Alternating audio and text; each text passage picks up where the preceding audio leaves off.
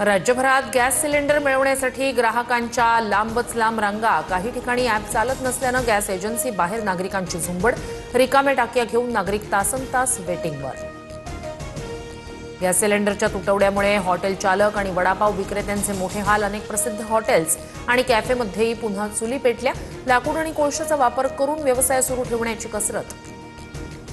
देशात तेलाची कमतरता नाही। सीएनजी आणि पीएनजीचा 100% पुरवठा सुरू। बुकिंग संख्या सुमारे 75 लाखांपर्यंत वाढली। अफवांना बळी पडून इंधन खरेदी करू नका, केंद्र सरकारचं आवाहन।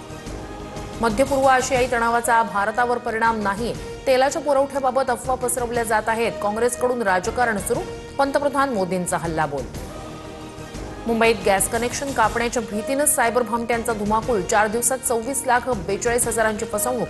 नागरिकांनी संशयास्पद फोन कॉल्सपासून सावध राहून कोणतीही लिंक क्लिक करू नये, सायबर पोलिसांचं आवाहन।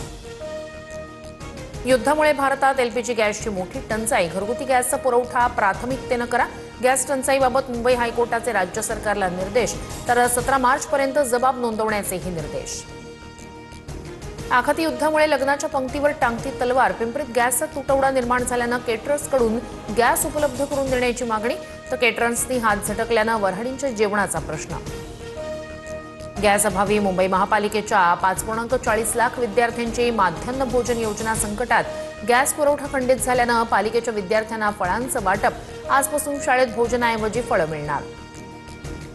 राज्यातील गॅस तुटवड्यावरून संजय राऊतांचं खोचक ट्विट। सिलेंडरसह स्मृती इराणींचा फोटो पोस्ट करत लापता लेडीज असा उल्लेख। 13 ते 20 मार्च दरम्यान वादळी वाऱ्यासह जोरदार पावसाची शक्यता। हवामान विभागाचा अंदाज। गारपिटीचा धोका असल्यानं पिकांची काळजी घेण्याचं प्रशासनाचं आवाहन। मुंबईतील प्रदूषणावरून दीपिका पादुकोणची नाराजी। मुंबईत जीव गुदमरतोय। बीएमसीला टॅग करत दीपिका पादुकोणची इंस्टाग्राम पोस्ट।